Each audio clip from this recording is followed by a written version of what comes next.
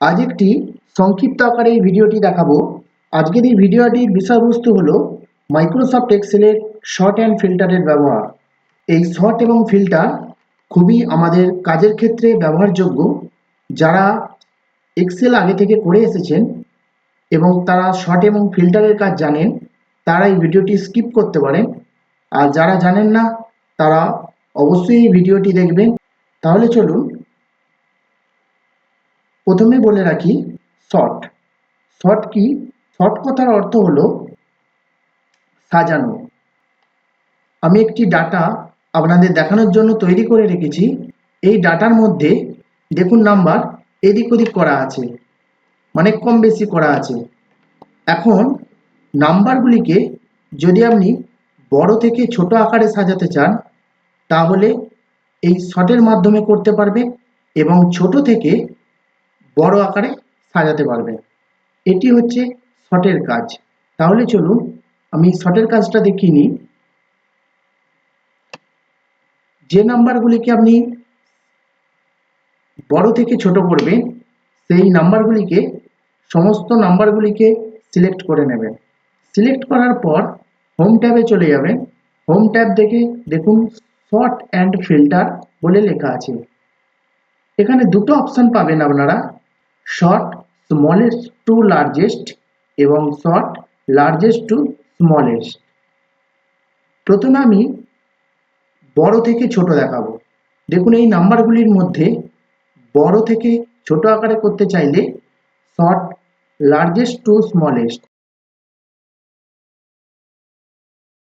দি selection অপশানে select রাখবেন। করার পর শর্ট অপশানে ক্লিক করবেন।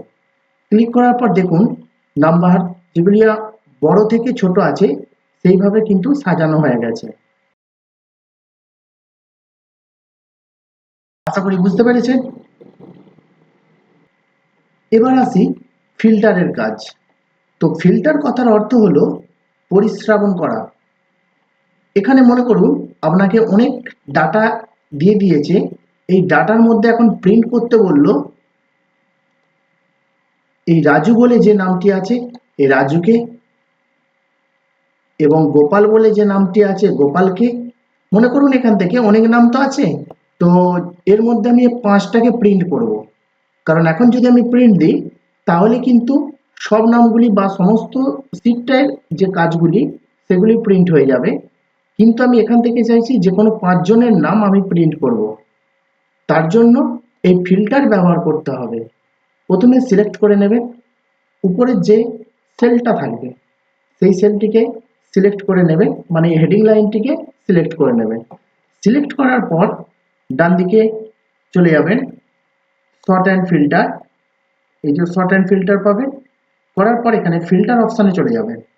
ফিল্টার থেকে দেখুন এখানে একটি বক্স আপনার অন হয়ে যাবে, মানে ফিল্টারের বক্স। এর মধ্যে থেকে আপনি সিরিয়াল নাম্বারে ফিল্টার করতে পারেন, স্টুডেন্ট নেম দিয়ে করতে পারেন, ক্লাস অনুযায়ী ফিল্টার করতে পারেন এবং রোল নাম্বার অনুযায়ী ফিল্টার করতে পারেন। মনে করুন এখান থেকে 1 থেকে 5 পর্যন্ত যে রোল আছে সেই রোলটিকে আমি সিলেক্ট করব এবং নাম্বারগুলি দেখুন রোল নাম্বারগুলি এদিক ওদিক হয়ে আছে, তার জন্য আমি সিলেক্ট করে নেব। সিলেক্ট করে নিয়ে আমি পরপর এটা লিস্ট করে নিয়ে দেখুন পরপর সিরিয়াল নাম্বারগুলি চলে এসেছে রোল নাম্বারের ক্ষেত্রে।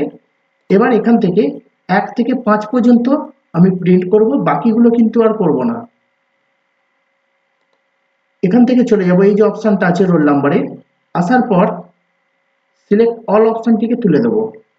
তুলে দেওয়ার পর 1 2 3 4 এবং 5, এই 5 পর্যন্ত আমি যেহেতু প্রিন্ট করব সেহেতু 5টাকে আমি সিলেক্ট করে নেব। করার পর ওকে অপশানে ক্লিক করব। দেখুন এখানে শুধুমাত্র 1 থেকে 5 পর্যন্তই ডাটাটা আমার শো করছে, বাকিগুলোকে কিন্তু করছে না। এটি হচ্ছে ফিল্টারের কাজ। এখন যদি আমি প্রিন্ট করি, এখান থেকে প্রিন্ট করার পর প্রিভিউ যদি করি, আমি এখান থেকে দেখুন এখান থেকে শুধুমাত্র 5টা আমার লাইন দেখাচ্ছে, যদিও এই প্রোগ্রামটা পুরো পেজটা সেট আপ করা নেই, তার জন্য এটা পুরো প্রোগ্রামটা দেখাচ্ছে না বা পুরো ডাটাটা দেখাচ্ছে না। তো পরবর্তী ক্ষেত্রে কিভাবে পুরো ডাটা সেট আপ করবেন আমি এটি একটি ভিডিও বিস্তারিত নিয়ে আসবো, আপনারা চ্যানেলটিকে অবশ্যই ফলো করে রাখবেন। আবার যদি পুনরায় সমস্ত নাম্বারগুলিকে নিয়ে আসতে চাইছেন তো আবার এই রোল নাম্বারে চলে যাবেন, গিয়ে ফিল্টার করে নেবেন, করার পর ওকে করে নেবেন।